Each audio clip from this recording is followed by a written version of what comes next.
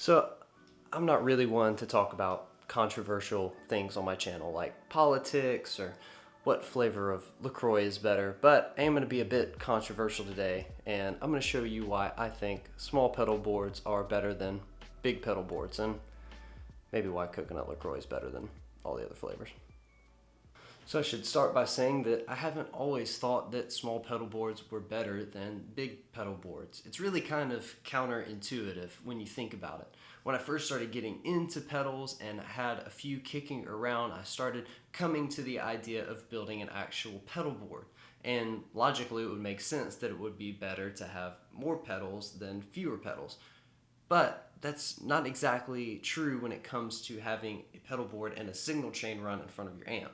While I'm a big fan of having great gear and having gear that inspires you, when it comes to having pedals, it's a little bit different.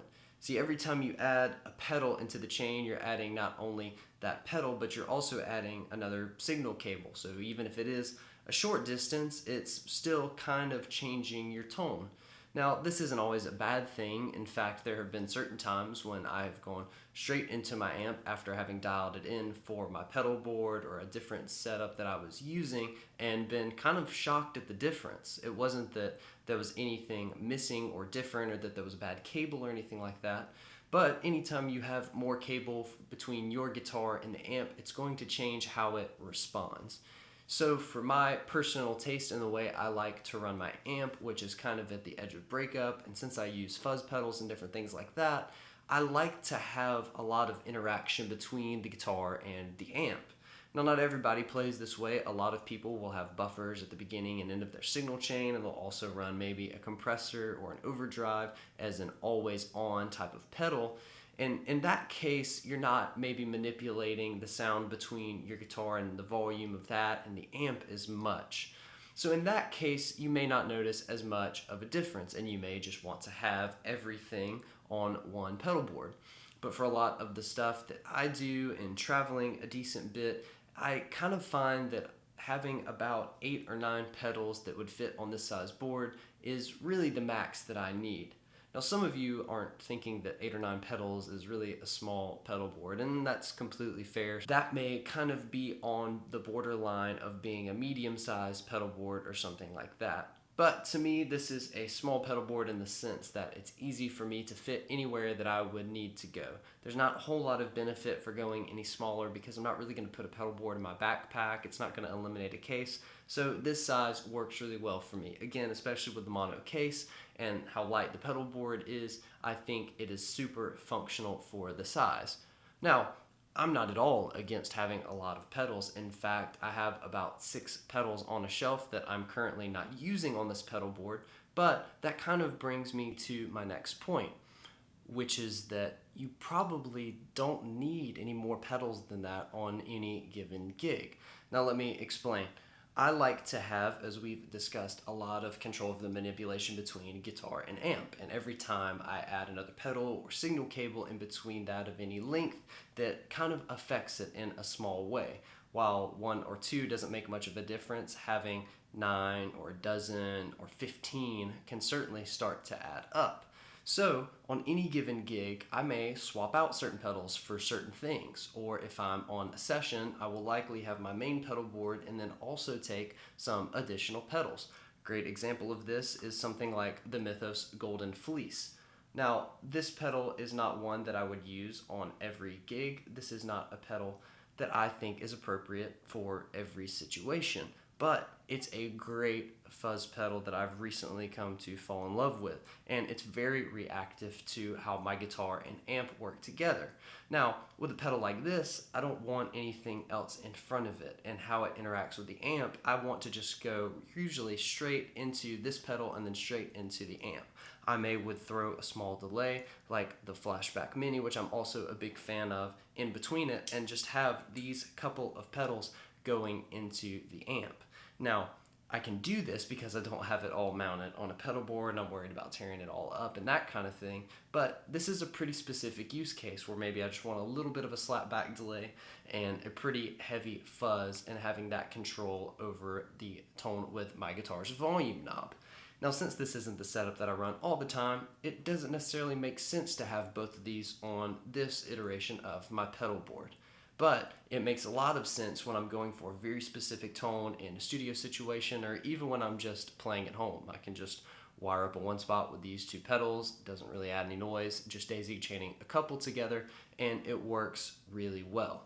Another great example of this is using this, which is the Electro Harmonics Pulsar. Now, I bought this a few years ago when I was in Seattle, mainly because I thought it looked really cool. And it has this one kind of ramping tremolo that I've been unable to replicate with any of the other tremolo pedals that I've owned, or the Strymon Flint that I also currently own.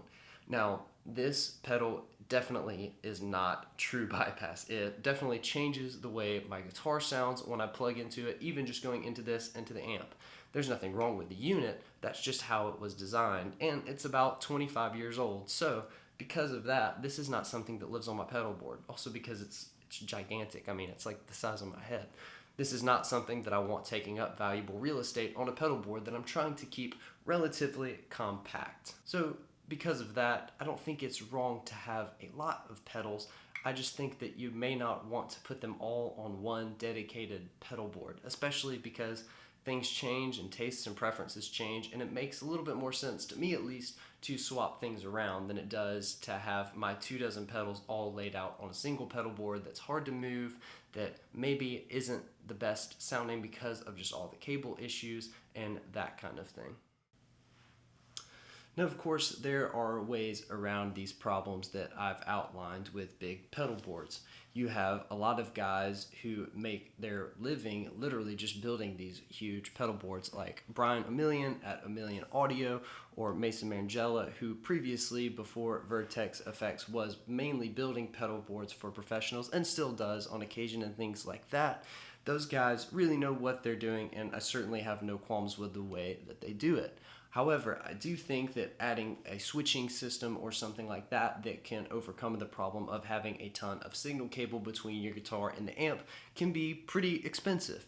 Now, for some people, that's completely worth it. When I thought about building out a large pedal board myself, that's the route that I would have gone. I would have bought one of the Boss or RJM switching systems so I could have as little cable between my guitar and the amp as possible. But when I really analyzed it and broke it down, it just wasn't really worth it for me at this point, especially since those things really have their benefit in live scenarios, and right now I'm mostly doing studio work either from home or in other studios, and even though I am playing live, it's certainly not as regular and I'm not having to worry about complicated switching. It just simply wasn't as worth it for me at this time. Now, I'm sure at some point in the future I will probably build something out like that, but even then, I still think I could do a switching system setup like that and still keep it down to just about 8 or 9 pedals and be able to completely do everything that I need to. If you have a good board layout that allows you to be pretty modular in the way that you use things, so you can swap out different fuzzes or overdrives or delay pedals fairly easily, then I think that that's a better option. Now, some people want to be able to access all of the sounds that they have in all of their pedals at all times, and I completely understand that. For me, when I'm doing studio stuff especially, I can tell a difference when I am running through a lot of pedals versus just a couple of pedals, so that is the decision that I've made for myself. I think that having a smaller pedal board kind of limits you in some good ways too. See, I think a small pedal board is really a good limitation to work within. Even though this has a ton of different effects on it, again, it's still very portable, it's easy for me to use, there's not a ton of cable going between my guitar and this pedal board and my amp, and so because of that, I'm able to quickly dial in whatever tones I want. I know all of these pedals really well. None of these are particularly new releases. Like, I've had my El Capiston for about 6 years now, I've had different iterations of the Kilt for a while, I've had the Conger would be the newest release, and it's even a couple of years old. So I know everything on this board really well. I know how to dial in the sounds that I want, and I can even quickly kind of come up with some really weird sounds that I've found just from, again, playing these pedals and knowing them really well. It's pretty difficult to do that if you've got a couple of dozen pedals on a board and you're constantly getting new stuff and swapping stuff out, which I've certainly been guilty of in the past. So I think it's really important to know your gear. And when you do that, it becomes a lot easier to get the sound in your head out into a recording or when you're playing live, etc., etc. I also think that it pushes you to be more creative as a guitar player. When I don't focus so much on the tones that I'm getting with my pedals, I focus more on playing, and I focus more on playing better parts and really practicing versus just dialing in one of a half dozen different overdrive tones that all sound really similar and under a microphone can maybe even sound the same in a lot of ways. I also spend more time dialing in the tone at my amp and finding out what my amp's limitations are and aren't. If you haven't seen, I've done a demo of this amp in particular, which I think is excellent, and this thing can dial in a ton of great tones on its own. No pedals needed. On a song I recorded a session on earlier this year, I used just my guitar into the amp, and I had a little bit of tape delay in the effects loop because I was running the amp kind of dirty, and it worked really well and was really all that the song needed for the main part. So when you limit yourself on how many pedals you're using and different things like that, I think you really make up for it in other creative ways. So when I found myself spending less time worried about pedals and obsessing over overdrives and things like that, I realized that my amp was capable of a lot more than I was giving it credit for. Now, part of the reason I really enjoyed this amp in particular is because it sounds great anywhere from clean to heavy overdrive. And because of that, I don't really need as many pedals, especially in a studio situation where I can run my amp louder. Now, I still like to have a couple of options for overdrive because I'm not always able to run that loud, or maybe I'm using a backline amp, or having a couple of different options if I'm using a modeler or something like that. But really knowing your amp as a continuation of also just knowing what gear you're using really well is very important. I think if your amp doesn't sound great overdriven, then maybe you actually don't like your amp that much. If you're just using your amp clean and you're happy with your clean tone, you get your dirt from overdrive pedals, that's one approach and I totally understand. But I think there's something to be said for really understanding the interaction between your guitar and your amp. And that interaction to me isn't as prevalent when using a larger pedal board, again, without using some kind of switching system or something like that that can add a lot of expense and weight and bulk, which kind of takes away from the portability of it all. If you're not wanting to take your pedal board anywhere, or you dread taking it to rehearsal because of the sheer size and weight and things like that, then maybe it's time to consider going with a smaller pedal board.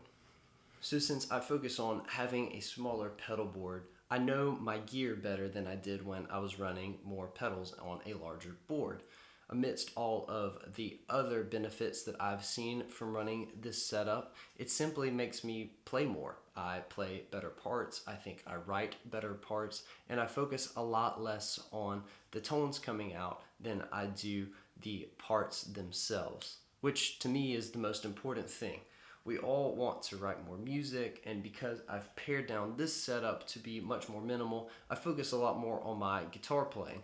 Even in just the past couple of months that I have been using this setup in a very limited live sense and here at home, I have realized that I've spent a lot more time practicing. Now, I, as much as anybody, love spending time just dialing in great tone and nerding out about gear and things like that, but that's really secondary to the music that I create. So I've become a better guitar player over the past couple months in paring down, and I think that's a great consideration to think about, not only when running a smaller pedal board, but a more minimal setup in general. If you're somebody that owns multiple amps, or you have something like the Kemper Profiler or the Helix, and you're always bouncing between different patches and not really spending a lot of time dialing in specific tones, I think it's a really important exercise to go through, especially if you want to play more and practice more and those types of things, which honestly a lot of us do. So those are my thoughts. I think that I like having a smaller pedal board because I have less cable in between, so I have a better interaction between my guitar and my amp. I also noticed that I am more creative when using a smaller pedal board, and it's so much easier for me to travel with. Even just going down slightly in board size has made a big difference, and having something that's pretty modular makes it a lot more fun when I'm putting together ideas for a session and parts and things like that. But let me know what you think in the comments below. Is this even considered a small pedal board? I mean, Mono calls it the small, and I mean, it's the size of a PT Junior, so I would kind of consider this a small pedal board, but with 9 pedals on it, I don't know. Let me know what you think in the comments below. Subscribe if you haven't already, like this video, and I will see you guys in the next one.